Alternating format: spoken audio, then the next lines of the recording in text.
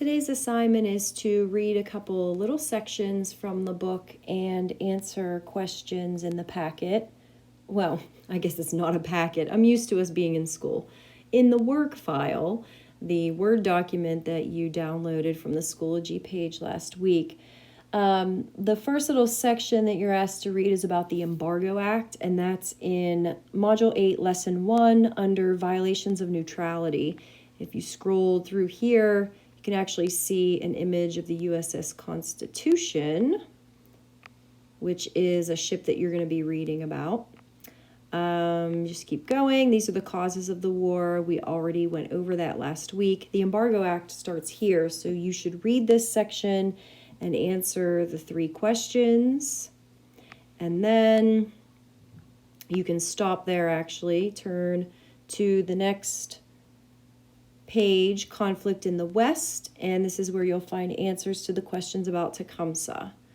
Conflict over the land, Tecumseh resists U.S. settlers, and then we'll be looking at the Battle of Tippecanoe. So there's a little section there about that, and you can see a comparison between Tecumseh on the left and William Henry Harrison on the right, and their quotes. And then there's a nice, really nice map down here to show the Battle of Tippecanoe, which is cool. And I'll be coming back to this. But for now, let's go over the answers to the questions in the file, starting with the Embargo Act. The first question is, what did the Embargo Act do? It banned all trade with foreign countries. This was passed in 1807, so actually Thomas Jefferson was still president at the time.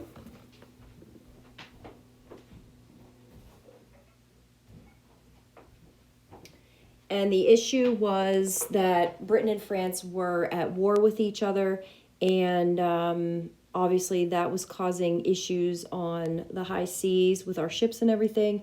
So in order to hurt the French and the British, our government decided to ban trade with all foreign countries. That's what our answer was. And that obviously will be on your test, and that's why that's highlighted. Number 2 asks, what was its purpose?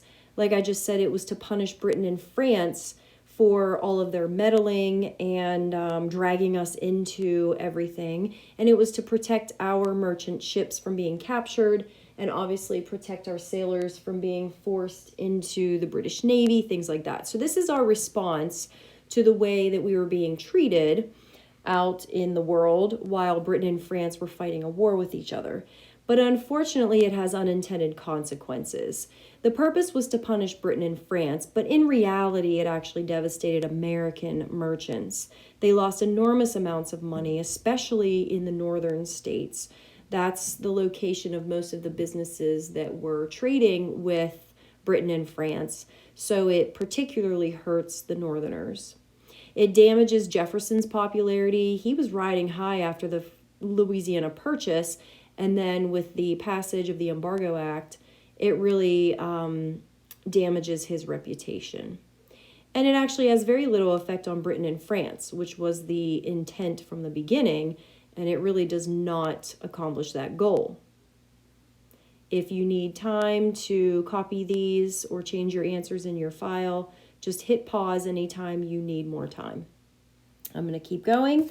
So you're supposed to read Module 8, Lesson 1, Conflict in the West, and answer the questions about Tecumseh. Here are the answers to those. Who was Tecumseh and what did he want to accomplish? He was a Shawnee chief, and he wanted to unite Native Americans against U.S. settlers who were pushing them off their lands. He wants to form some sort of confederation. He thought if natives had any chance whatsoever at stopping the Americans from taking their land, they would have to unite and do it as a group. They could not accomplish it as individual tribes. Now, William Henry Harrison was governor out there, and he had some run-ins with Tecumseh. How did he view Tecumseh?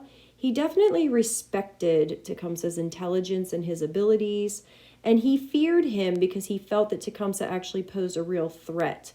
The individual tribes, William Henry Harrison felt pretty confident they could be defeated, but if Tecumseh did succeed in uniting the tribes into a confederation, then that's a whole other story, and Harrison was smart enough to recognize that this was a real possibility.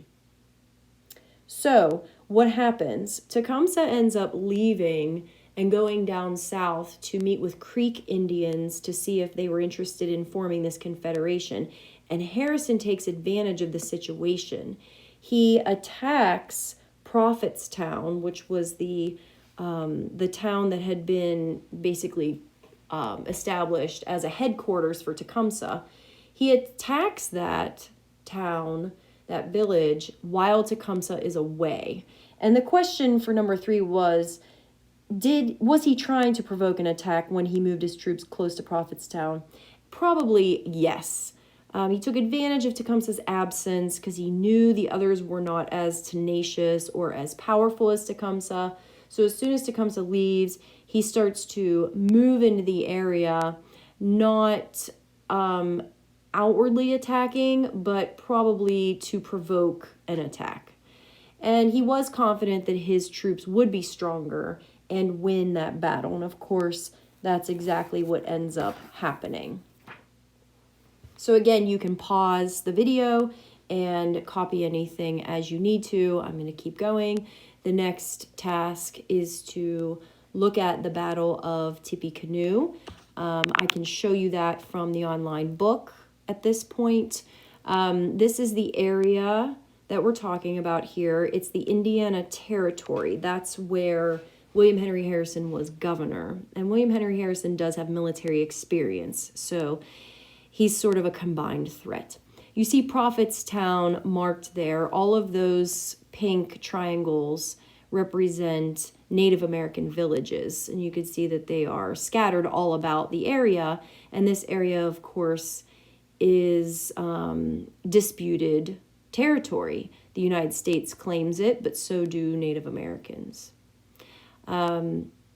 When Tecumseh leaves and goes down south, Harrison is going to start marching toward the area. And you can see by the arrows that are moving here, he's following the Wabash River. And he's going to keep going. And he's basically just trying to provoke the natives at Prophetstown to attack him. And that's exactly what ends up happening. And the Battle of Tippecanoe happens. And it ends up being a victory for William Henry Harrison and the Americans. And the village of Prophetstown is destroyed. So let's fill that in on our battles chart.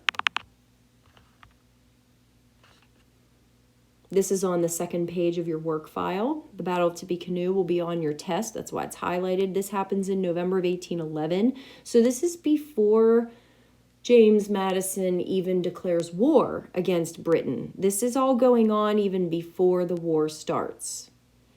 Of course, the location is the Indiana Territory and the winner is the U.S. It forced Indian warriors to retreat. It destroyed Prophetstown and any hope of a unified Indian confederation.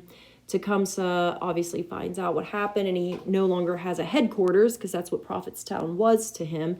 And he ends up fleeing to Canada. We have not heard the last of him. You'll want to copy that into your battles chart, especially the parts that are highlighted. And I think that basically wraps up what we did in class today. And your assignment is to read the attachment, which is a link about the USS Constitution, so that you can participate in our discussion of that tomorrow.